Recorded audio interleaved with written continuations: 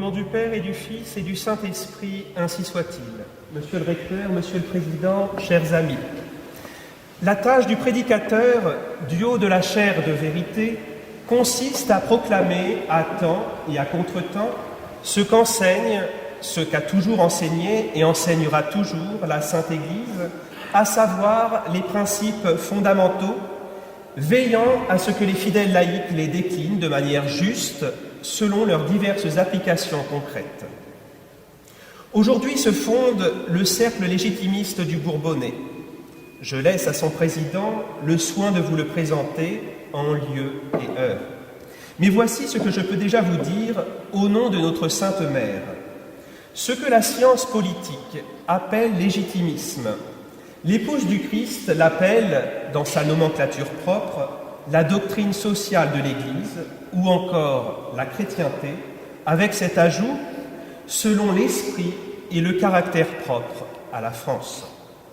Certes, la chrétienté, l'Évangile vécu socialement, revêt selon les temps et les lieux des formes diverses, mais toujours selon les mêmes principes de base.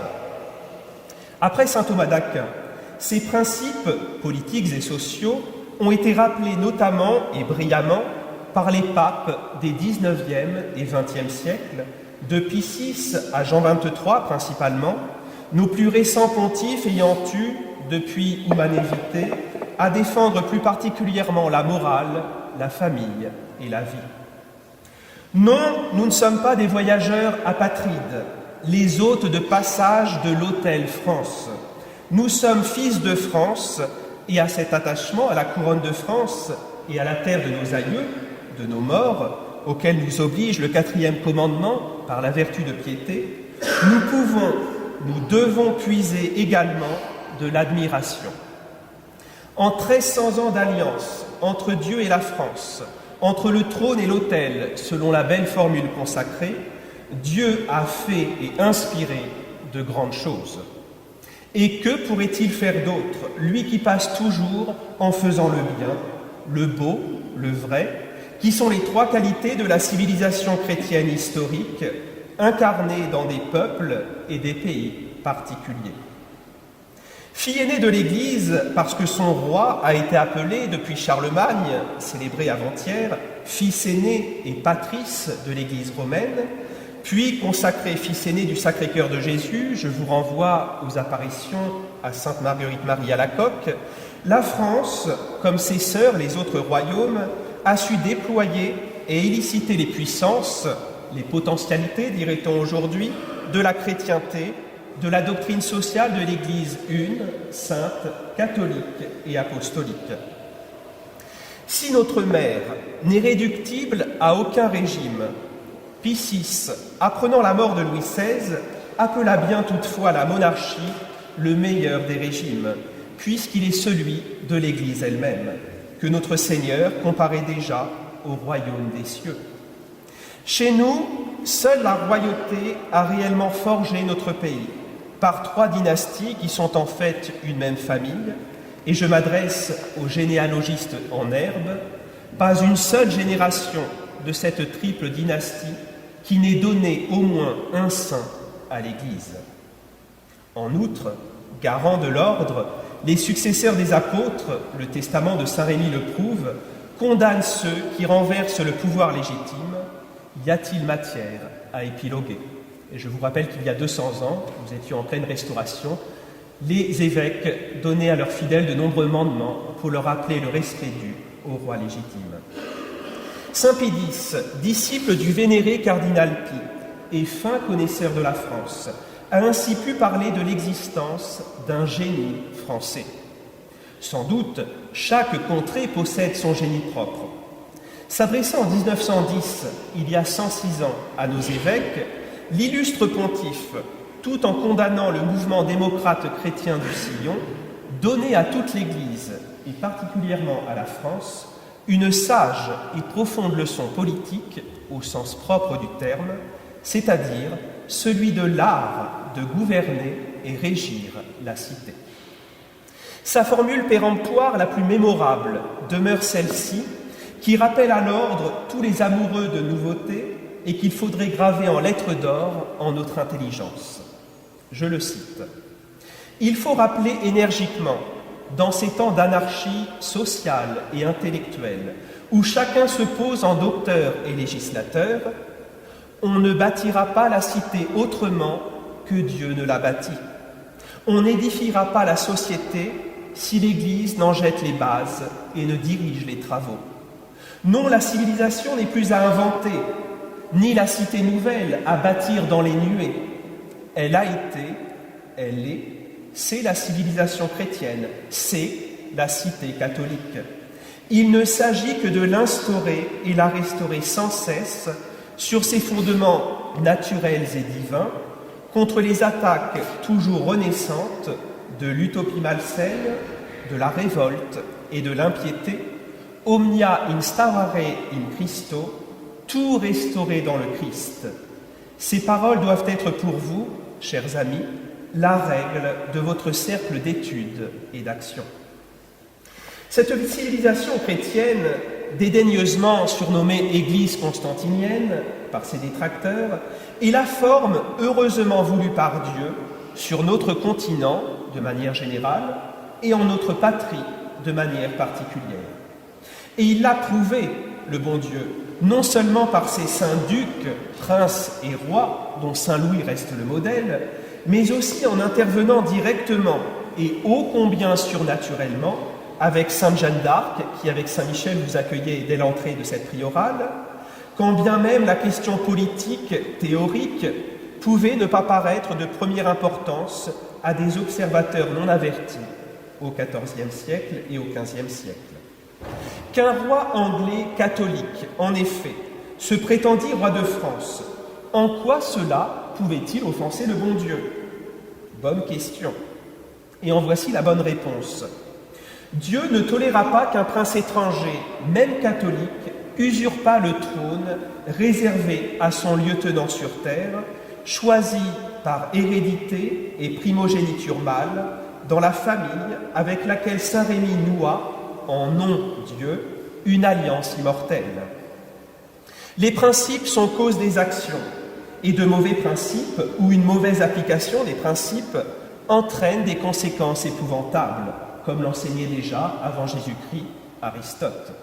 Pour notre sujet, cela entraîna l'affreuse guerre de 100 ans. Et la grande preuve que Dieu tenait à ses principes, c'est que Charles VII n'était ni un grand homme, ni un saint. Bien que surnommé le victorieux, il négociera avec les Bourguignons, abandonnera la pucelle et adoptera la pragmatique sanction.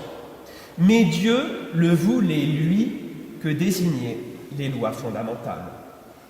En notre époque, ballottée à tout vent de doctrine, il nous faut toujours davantage écouter, accueillir, méditer les leçons de notre histoire, ainsi que les profonds et sages conseils de notre mère la Sainte Église, qui défendit durant plus d'un millénaire une alliance qui fit non seulement le bonheur de la France, mais contribua au salut de ses enfants, nos ancêtres, comme en témoigne le texte même du vœu de Louis XIII, consacrant sa personne, son royaume et ses sujets à Notre-Dame.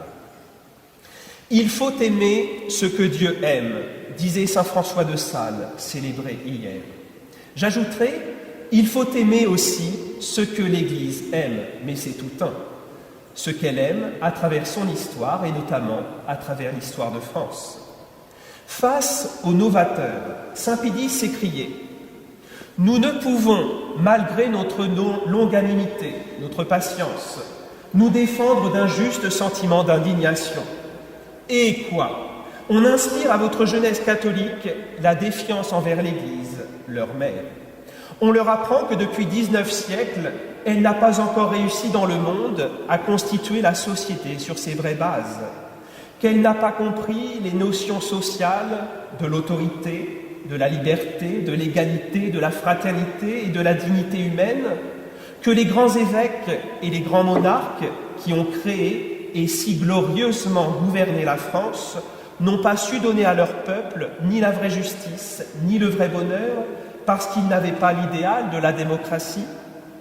Le souffle de la Révolution a passé par là, Et nous pouvons conclure que si les doctrines sociales du sillon sont erronées, son esprit est dangereux et son éducation funeste.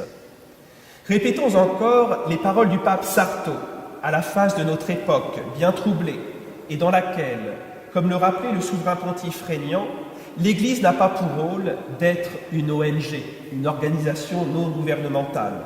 Je le cite à nouveau. Nous n'avons pas à démontrer que l'avènement de la démocratie universelle n'importe pas à l'action de l'Église dans le monde. Nous avons déjà rappelé que l'Église a toujours laissé aux nations le souci de se donner le gouvernement qu'elles estiment le plus avantageux pour leurs intérêts, chose qui ne s'est faite chez nous librement qu'à l'alliance baptismale de Reims entre Dieu et notre peuple gallo-romain, recevant à sa tête les Francs convertis, puisque jamais la Révolution n'a demandé son avis à nos familles, imposant son régime par la force et dans le sang. Et quand nos aïeux portèrent à l'Assemblée, il y a un siècle et demi, des élus royalistes, ceux-ci, trahissant leur mission, consolidèrent les bases de la République présidentielle. Ne nous leurrons pas, rien n'est parfait ici-bas. Comme le dit le pape, notre Seigneur n'a pas annoncé pour la société future le règne d'une félicité idéale, d'où la souffrance serait bannie, mais par ses leçons et par ses exemples, il a tracé le chemin du bonheur possible sur terre et du bonheur parfait au ciel, la voie royale de la croix. Ce sont là des enseignements qu'on aurait tort d'appliquer seulement à la vie individuelle en vue du salut éternel. Ce sont des enseignements éminemment sociaux. Cela nous renvoie au sacrifice du roi Louis XVI, comme celui, dans la littérature, du lion Aslan dans Narnia. Et à ce sujet, puisque je vous parlais de Louis XVI, comment mieux vous manifester, s'il était besoin, le bien fondé de cet ordre séculaire, qu'en laissant la parole aux plus autorisés de nos contemporains pour cela, à savoir notre roi lui-même, en ce 27e anniversaire de son avènement, dans la riche et profonde allocution qu'il a donnée dimanche dernier en la chapelle expiatoire à Paris, à l'occasion de la messe pour le roi martyr. Et ce, d'autant plus que beaucoup parmi vous n'en ont peut-être pas eu vent, les prêches dominicaux ayant perdu l'habitude de publier les documents royaux. Chers amis, disait-il, nous voici réunis pour le 223e anniversaire de l'assassinat du roi Louis XVI, au lendemain d'un procès dont le verdict était décidé d'avance, comme pour Sainte Jeanne d'Arc. La France traversait alors des jours dramatiques, et cette mort du monarque allait malheureusement être la première d'une longue liste. Se réunir plus de 2 siècles après les événements n'est pas anodin. Cette messe est loin d'être unique. Ce sont en fait des dizaines de messes qui sont célébrées autour du 21 janvier. Cela dans toute la France et même à l'étranger. Ces cérémonies sont importantes et leur sens dépasse de beaucoup ce que peuvent être de simples commémorations. Seule la mort du roi amène chaque année cet événement à se renouveler. Les générations passent et cela continue. C'est au sens propre un événement national et il n'est pas étonnant que chaque année, alors que les médias ne sont pas très ouverts à la monarchie, ils fassent l'objet de séquences à la télévision, comme à la radio, et d'articles dans la presse papier et numérique.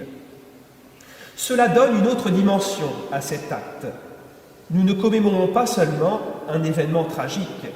La mort du roi est d'une autre nature. Elle atteint au plus profond chacun d'entre nous, chacun d'entre vous.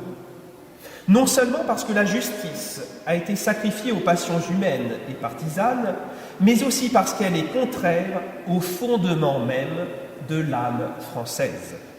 Elle est destructrice. Elle a créé un vide dans nos vies, dans nos cœurs et dans nos familles, comme dans la société. Ayant perdu son chef naturel, légitime, la société est déboussolée. Or, une société, un État, a besoin de savoir, comme un individu, d'où il vient et où il va. Sa quête est philosophique et spirituelle. La société ne peut pas se contenter d'errance, de vérité d'un jour, qui ne le serait plus le lendemain. Au contraire, elle a besoin de certitude, les jeunes gens encore plus. Les voir présents lors des cérémonies à la mémoire de Louis XVI confirment le besoin d'absolu et de vérité. Les jeunes n'aiment pas les idées fausses. S'ils sont prêts à se donner, ce n'est pas pour des chimères, c'est pour du vrai, du juste et du beau.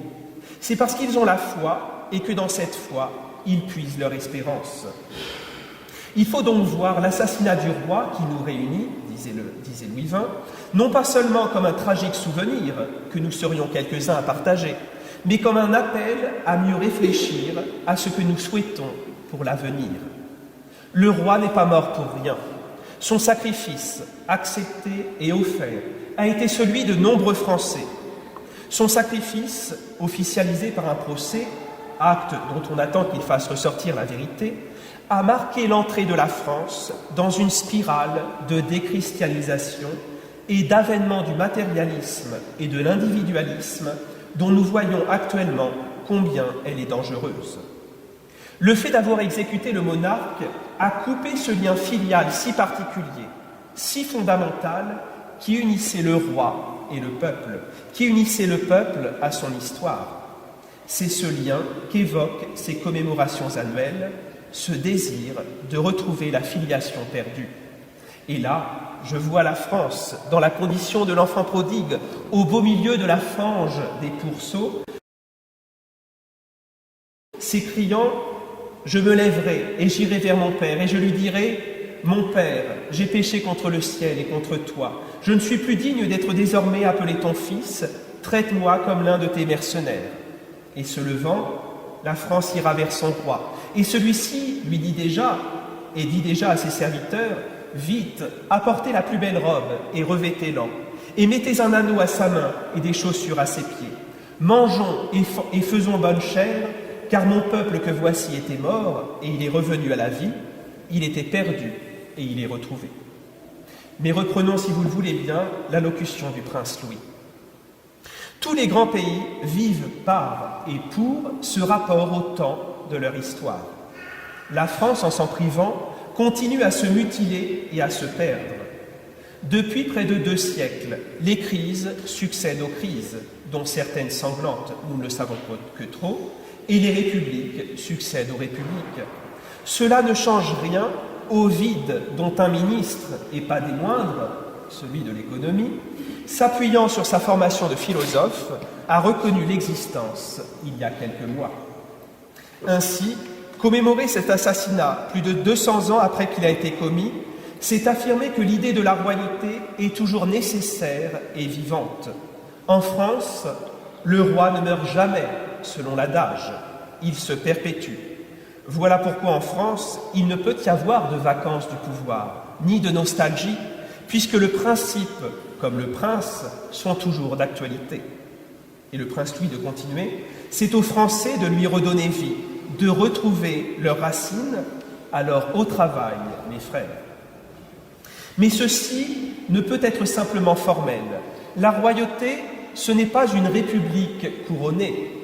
Elle est avant tout un ensemble de valeurs vécues et partagées, puisque ce sont d'elles que vient l'unité entre toutes les composantes du pays.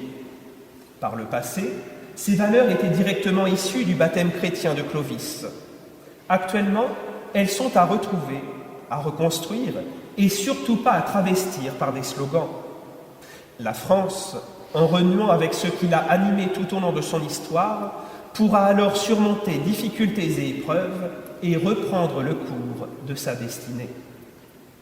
Derrière le rejet de cet assassinat de Louis XVI se profile le besoin de redonner primauté à la vie, de la naissance à la mort, et là c'est moi qui précise, quand la semaine passée a vu se renforcer l'avortement d'État et la légalisation du meurtre ou suicide assisté. La nécessité de redonner à la famille tous ses droits, notamment dans l'éducation des enfants. Pensons à Louis XVI, faisant faire en prison des pages d'écriture à son fils et lui enseignant la géographie. Quel exemple! Derrière le rejet de la mort du roi apparaît aussi le désir de retrouver la nécessaire souveraineté garante de toutes les libertés. Tout cela ne peut rester de vains mots. Ces réalités doivent vivre. Il appartient à nous tous de le faire dans nos métiers, nos professions, dans nos familles et nos activités. Beaucoup de jeunes gens l'ont compris, comme les fondateurs de ce cercle en Bourbonnais. Leur voix, sans doute, ne s'entend pas encore suffisamment, mais comme ils sont l'avenir, les veilleurs qu'ils sont actuellement deviendront rapidement les acteurs de demain. Tels sont les vœux que je forme en ce début d'année pour vous tous ici présents et pour tous les Français, pour la France. Puisse Saint-Louis continuer à veiller sur la France et Saint-Martin, dont on commémore cette année le 1700e anniversaire, continuer à l'inspirer. Ainsi s'exprimait dimanche dernier le duc d'Anjou, qui trônait parmi nous, ici même, il y a 4 mois et demi. La messe d'aujourd'hui n'est pas une messe du 21 janvier, même si elle fait mémoire d'un autre roi défunt, son propre père, Alphonse, mystérieusement décapité en plein bicentenaire de la Révolution, il y a aujourd'hui 27 ans. Nous entendons beaucoup, ces temps-ci, appeler à prier pour la France, et il le faut bien évidemment, mais avec le Verbe incarné. Ne demeurons pas dans les généralités, dans l'abstrait. Notre alliance avec lui, avec Dieu, s'incarne en un homme que les lois fondamentales, véritable constitution du royaume, désignent clairement en la personne du prince Louis. C'est pour sa personne que nous prions aujourd'hui, pour sa mission, pour sa sanctification et sa correspondance à la grâce, qu'il soit l'homme selon le cœur de Dieu, dans cette dignité unique de fils aîné du Sacré-Cœur et de lieutenant du Christ sur terre. Le comte de Chambord avait admirablement affirmé, vous le savez tous, « Il faut pour que la France soit sauvée, que Dieu y rentre en maître, pour que j'y puisse régner en roi. » Cette restauration d'institutions, de justice et de législation vraiment chrétienne, fondée sur la loi évangélique, ou comme le disait saint Pie-X, instaurer et restaurer sans cesse la cité catholique sur ses fondements naturels et divins, commence, mes frères, par votre propre vie spirituelle, personnelle. Elle se poursuit ensuite dans vos foyers, dans la bonne et droite éducation de vos enfants, dans l'amour et le soutien mutuel des parents. Elle se manifeste autour de vous, dans votre métier, dans vos relations, dans vos réalisations. Comme nous le disait le prince, tout cela, ce que vous verrez et étudierez dans ce cercle, ne peut rester de vains mots. Ces réalités doivent vivre. Il appartient à nous tous de le faire dans nos métiers, nos professions, dans nos familles et activités. Demandez et vous recevrez, nous dit notre Seigneur Jésus-Christ. Demandons-lui des choses précises et de grandes choses, homme de peu de foi. Aide-toi, le ciel t'aidera, lançait notre héroïne nationale. Ainsi que ceci, les gendarmes combattront et Dieu donnera la victoire. À l'instar de sainte Bathilde, passée de l'esclavage au premier trône d'Occident, tout peut arriver à ceux qui ont une foi à déplacer les montagnes, car tout concourt au bien de ceux qui aiment Dieu. Offrez donc, mes frères, résolument vos prières, vos bonnes actions, vos sacrifices. Offrez vos communions, vos chapelets, et surtout priez en famille, et faites prier les enfants qui sont tout-puissants sur le cœur de Dieu et de sa Sainte Mère. Enfin, utilisez pleinement la prière officielle de l'Église, de l'épouse à l'époux, la Sainte Liturgie catholique. Faites dire des messes pro rege et francia, il en est grand temps. Mais priez, mes enfants, Dieu vous exaucera en peu de temps. Mon fils se laisse toucher, avertissez Notre-Dame à la Salette. Nous lui répondions, avec le psaume 19e au début de cette messe, « Seigneur, sauvez le roi et exaucez-nous au jour où nous vous invoquerons. » Et la reine de France, notre première vraie dame, de nous promettre, « Dieu vous exaucera en peu de temps, mon fils se laisse toucher. » Le cercle s'appliquera à former votre intelligence à la connaissance de la vérité et des bons principes. Mais avant de les appliquer en nous et autour de nous, comme nous venons de le voir, il y a l'étape intermédiaire mais fondamentale qui est l'ordonnancement de notre volonté au vrai bien.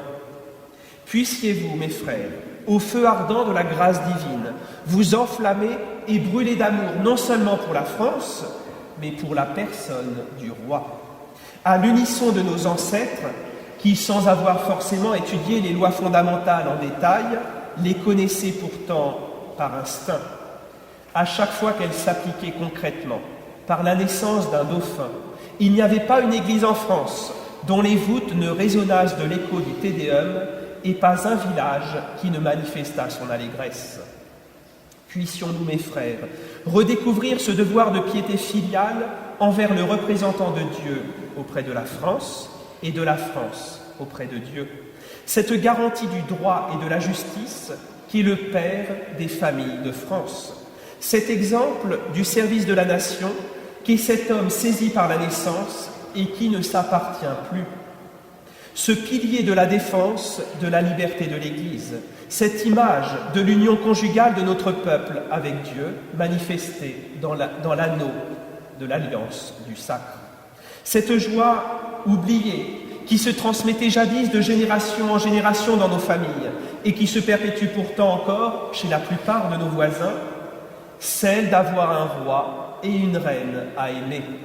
Un couple sacré en lequel tout un peuple puisse le mieux possible discerner les traits de notre Seigneur, le Christ roi, et de Notre-Dame, reine, dans l'exercice du gouvernement du royaume des Lys, figure et voix, pour nous Français, de la patrie céleste. De même que le souverain pontife manifeste quant à lui le Christ, souverain prêtre. Puissiez-vous, chers frères, par le bon travail opéré dans ce cercle, vous écriez un jour, avec le roi David, en entrant au paradis recevoir votre récompense, Dieu lui-même, vous m'avez fait connaître les voies de la vie, ô mon Dieu et mon roi. Vous me comblerez de joie par votre visage, il y a des délices sans fin à votre droite. Et quand cette cité de Souvigny, berceau de la dynastie heureusement régnante, notre âme catholique et française s'écrie dès maintenant avec le même psalmiste « Grand Dieu, sauvez le roi, ainsi soit-il ». Au nom du Père et du Fils et du Saint-Esprit, ainsi soit-il.